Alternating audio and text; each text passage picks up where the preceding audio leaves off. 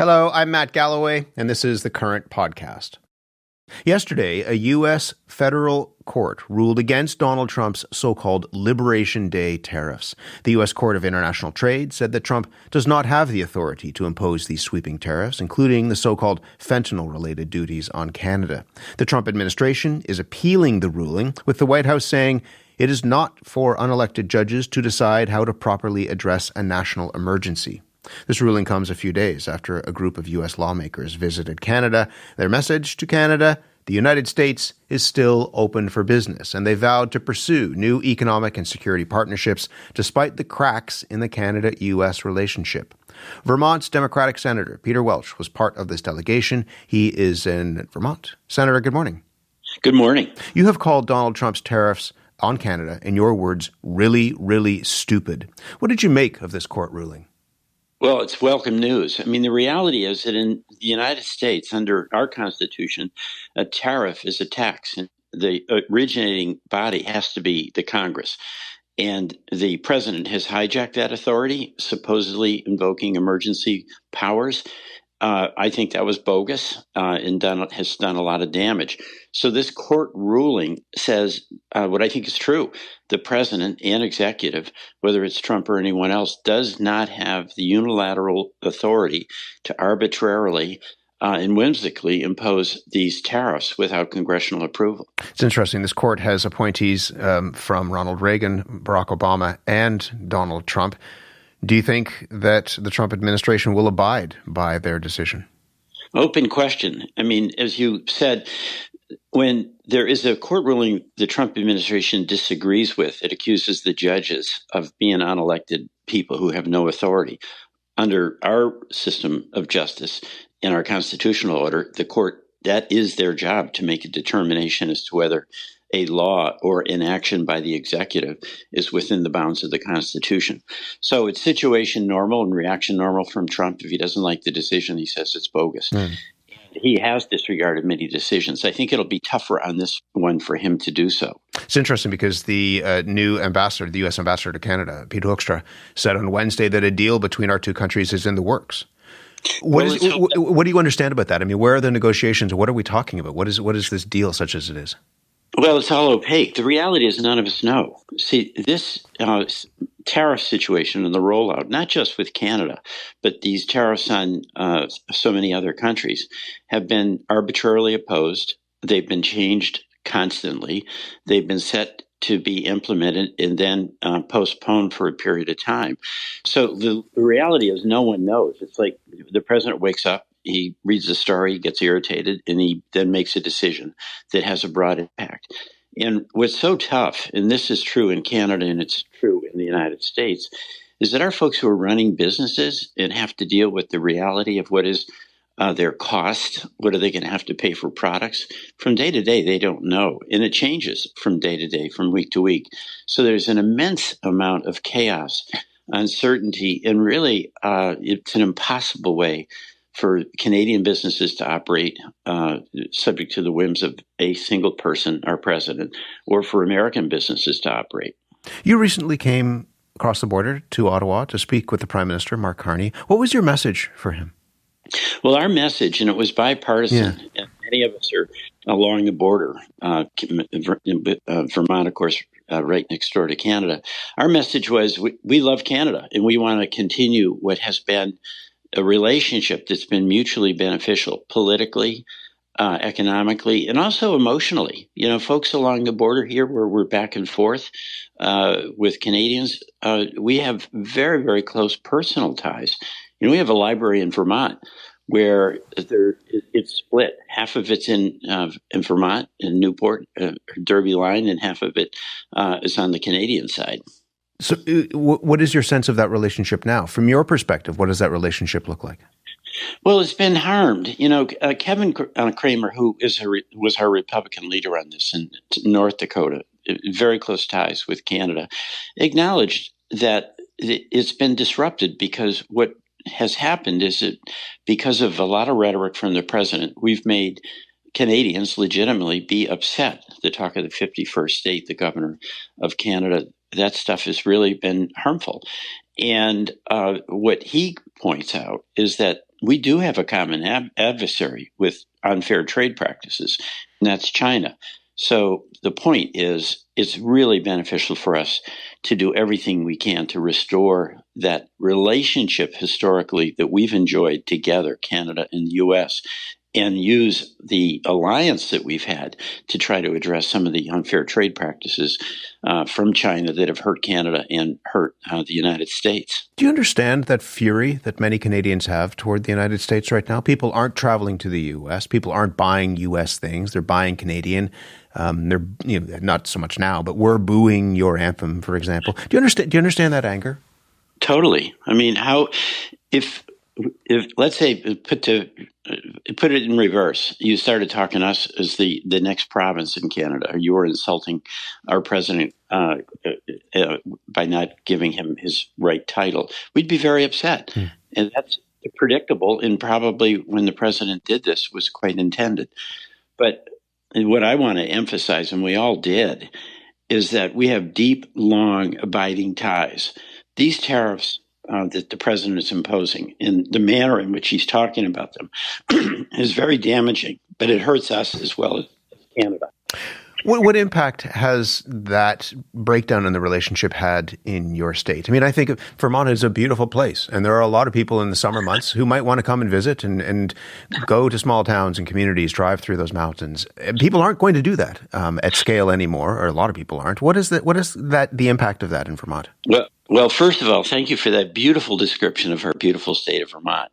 And we have enjoyed the visitation from so many Canadians.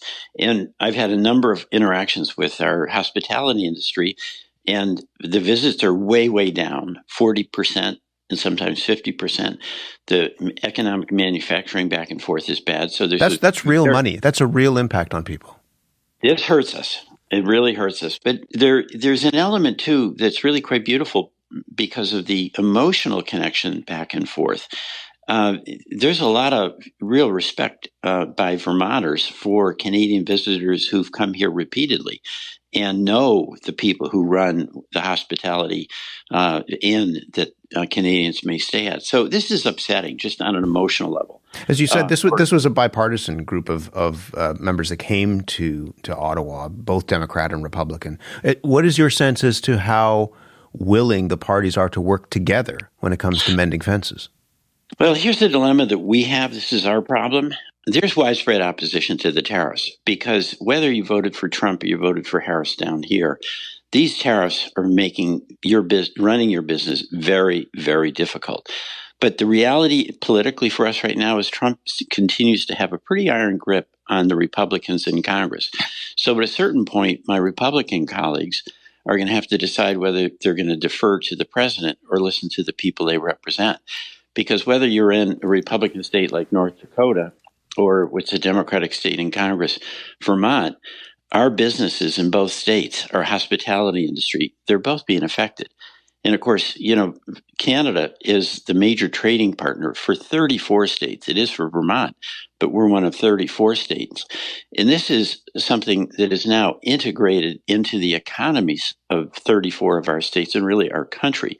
So these tariffs make absolutely no sense. And many of us are saying that. But Trump's in charge, and he's, from my perspective, and obviously the court's perspective, he's overreaching. He's acting beyond the scope of authority that he has as the chief executive of our country. I was going to say, do you think that lawmakers like yourself have any ability to influence the White House? Donald Trump, posts on social media, Trump was right about everything, and then firmly believes that what he is doing will be borne out.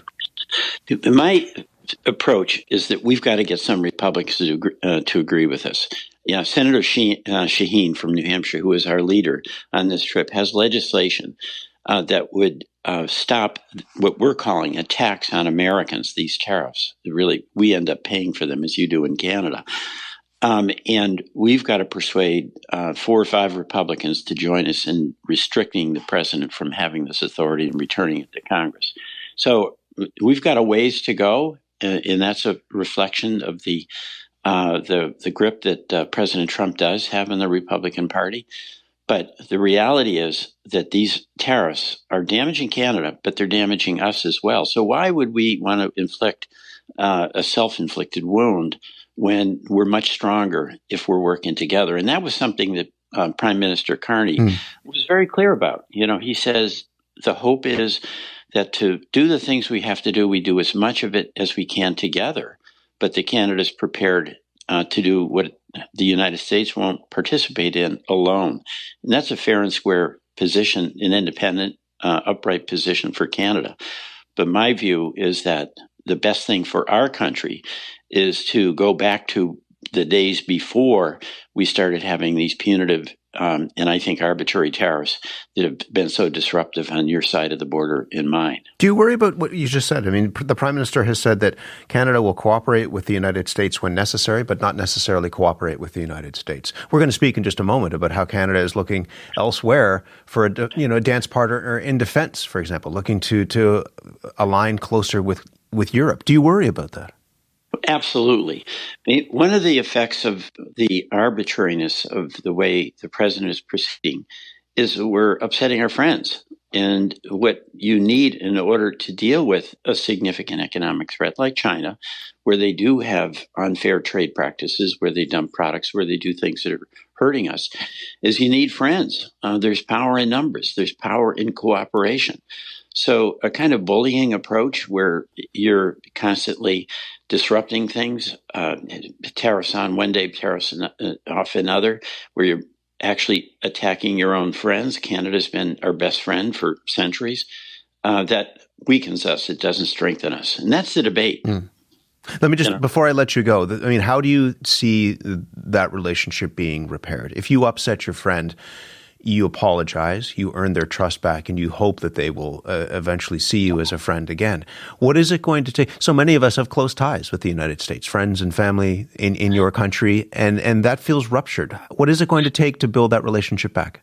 Well, first of all, I think we continue to have a very strong relationship because I think folks in Canada that I met do make a distinction between the unilateral and arbitrary actions of the president, President Trump. And we see that not just in the way he acts towards Canada, but in many other areas. But I think a lot of people, if I might, a lot of people are rattled by the fact that 70 million plus Americans voted for those actions.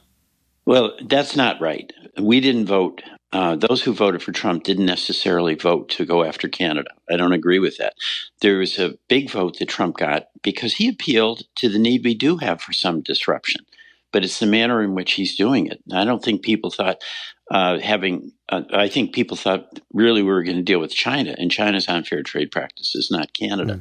So, the hope here is that folks in Canada can make a distinction between the unilateral and arbitrary and I think damaging actions of the president versus the sentiment of the American people. And a major reason this bipartisan group went to Canada was to convey that members of the United States Senate do want to maintain that or restore that relationship with Canada that we've enjoyed for so long. Senator, I'm glad to have the chance to talk to you. Thank you very much for your time this morning. Thank you. All the best. Peter Welch is the Democratic Senator for the state of Vermont and one of a group of senators who came to Canada to speak with the Prime Minister, Mark Carney. As we were just talking about, Canada's relationship with the U.S. is not going particularly great right now. And so the Prime Minister, Mark Carney, is looking for some new partners. Here he is speaking with the CBC's David Cochrane. Part of what's been happening in the last few months since I became Prime Minister is a number of conversations of increasing specificity with our major European partners so that we become defense partners with them, that we become part of a very big build-out of their defense industrial base, which will have big benefits for jobs here in Canada. We're making great progress on that, and by Canada Day, we'd like to see something concrete there. The Prime Minister wants Canada to sign on to a major European defense plan called Rearm Europe so that this country can rely less on the United States for weapons and munitions. Christian Leuprecht is a professor at the Royal Military College of Canada and Queen's University, also the editor-in-chief of the Canadian Military Journal, and he's a visiting fellow at the Wilfrid Martens Centre in Brussels and joins us now from Petawawa, Ontario. Christian, good morning to you. Good morning, Matt. You have said that Canada is, in your words, an existentially precarious position right now. What do you mean by that? That our sovereignty and our economic and political sovereignty is clearly under threat. But the challenge is, in the past, we've had allies and friends that have been there to defend us and that have seen the value of protecting our sovereignty. And we find ourselves in a situation where particularly our closest allies, those in Europe, feel that Canada has not been adding value for them on the key priorities for them: energy security, defense, and defense industrial investments. And so for 100 years, we've used our relationship with Europe to counterbalance the vagaries of U.S. unilateralism, in particular those of presidential administrations.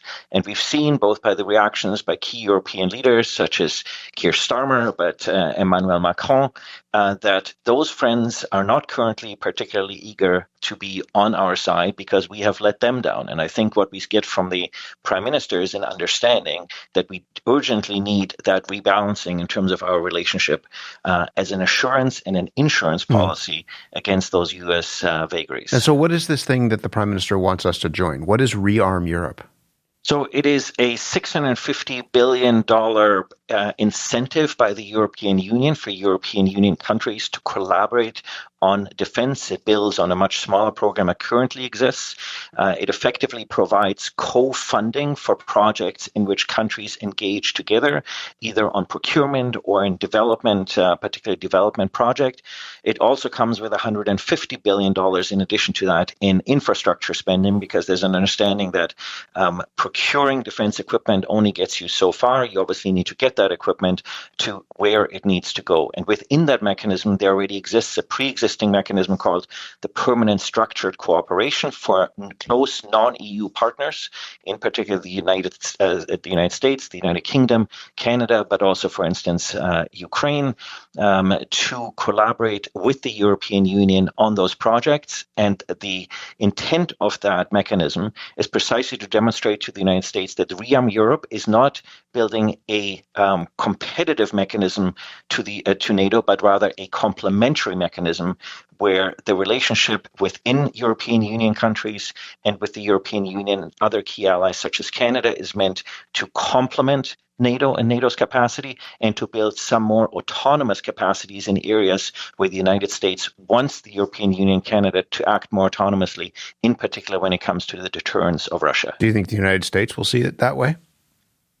The United States has made very clear what its position was during the first Trump administration, when France tried to advance its particularly peculiar interpretation of strategic economy within the common security and defense policy of the European Union, which was by France interpreted as effectively establishing an autonomous capacity for Europe to decouple from the United States. At the time, the European Union and France got a rather nasty letter from the U.S. NATO ambassador, and Ursula von der Leyen, the president of the European Commission, has made it abundantly clear, as have a number of other entities, including David McAllister, the chair of the Foreign Affairs Committee, that this is a mechanism that is intended to strengthen solidarity and the transatlantic relationship. And if you look at the details in the way which it is designed and the way the money is being spent, it is clearly structured as such.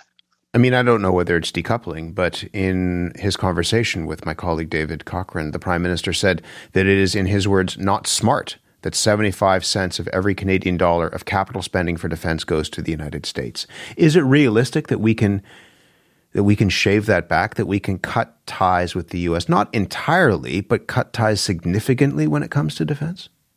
So it reflects our overall pattern of our relationship with the United States, where by consequence, and to some extent by design, as a result of the free trade agreement over the last 30 years, we've drawn much closer to the United States in a number of areas, including economically, and that economic integration obviously has also implications for the defense relationship. And I think there's a realization that that relationship has become too close and too codependent on the United States, and that Canada has always been well served by safeguarding some ability to balance that with other partners. We also need to remember, of course, that there are any number of pieces of military equipment that we cannot procure from the United States. So anything that's, for instance, maritime or subsurface capabilities, the United States is neither interested in selling to us nor able to sell to us because they can't produce enough of it themselves. In other areas, integration is absolutely essential. If you think about NORAD and you think about the aerospace domain, the close cooperation requires us to have technology that's closely integrated with the United States. But if you think about the Army that operates much more autonomously, for instance, there's lots of opportunity there to work together, and we are too dependent between Canada and the European Union on the United States on key capabilities such as satellite technology, intelligence capabilities, refueling capabilities, strategic lift capabilities, and some might argue extended nuclear deterrence. And so those are certainly areas I think that will be a priority for collaboration between Canada and the European Union. Canada's going to have to pull its weight, to your point. We are going to need to increase our defense spending. We have struggled as a nation to get to that commitment of 2%. Mark Rutte, the NATO Secretary General, talked about members getting up to 5%. There are countries like Denmark that are doing away with national holidays to raise taxes to meet their defense spending commitments. The Danish Prime Minister said, I don't think it's a problem for people to work another day. Some 50,000 people were out protesting that decision to get rid of the national holiday. What are we going to have to do to meet those goals? Out of 32 NATO member countries, Canada is the only country now that spends less than 2% on defense and spends less than 20% of that spending on capital. So what would we have to sacrifice to increase that spending? Well, I think the Prime Minister is proposing a grand bargain where perhaps the sacrifices might not be so painful because, of course, we sit on a wealth that our allies have been begging us for, including multiple European leaders that have come over the last decade, which is to provide energy security for European and also for our Asian partners. And I think what the Prime Minister is envisaging an ability to export those hydrocarbons rather than having European allies procure them from authoritarian states in the Middle East and South America and elsewhere, procure them here from Canada because they're going to procure them anyways, and then use that revenue perhaps in a grand bargain where you spend a quarter of it on defense, a quarter of it on new program spending such as health and other areas, perhaps a quarter of it on paying down our national debt, and a quarter on clean energy transition. This would be very reminiscent of the deal that Jean Chrétien and Paul Martin struck in 1995 when they balanced the budget, and that was able to get Canada within a matter of years into a very competitive position. Look, Canada is in a very tight spot. We're spending about $113 billion in direct federal government program spending. 50 billion roughly is the structural deficit that we have, and we spend 41 billion on defense. So even if we doubled our defense spending, we would be consuming nearly all of our federal program spending, and we would still not be entirely at 3%. So we can't get there with, I think, tax increases. We can't get there even with significant spending cuts. Given the structural deficit, we can't simply borrow the money. So we need to have a new grand bargain. And I think this is also very much what the Trump administration has in mind, which is why the Prime Minister keeps on talking about an integrated trade and security pact with the United States. I have to let you go, but you believe that that's actually possible? I mean, it's a good story if it's true, but that's a grand bargain sounds like wishful thinking to some people. I think the Prime Minister understands that this country urgently needs a new social contract. If we do not get that social contract, it is extremely dangerous for Canada because our allies and partners will abandon us, and then we will have no choice but to draw even closer to the United States. Christian, we'll leave it there. It's good to talk to you as ever. Thank you very much. It's been my pleasure. Thank you, Matt. You've been listening to The Current Podcast. My name is Matt Galloway. Thanks for listening. I'll talk to you soon.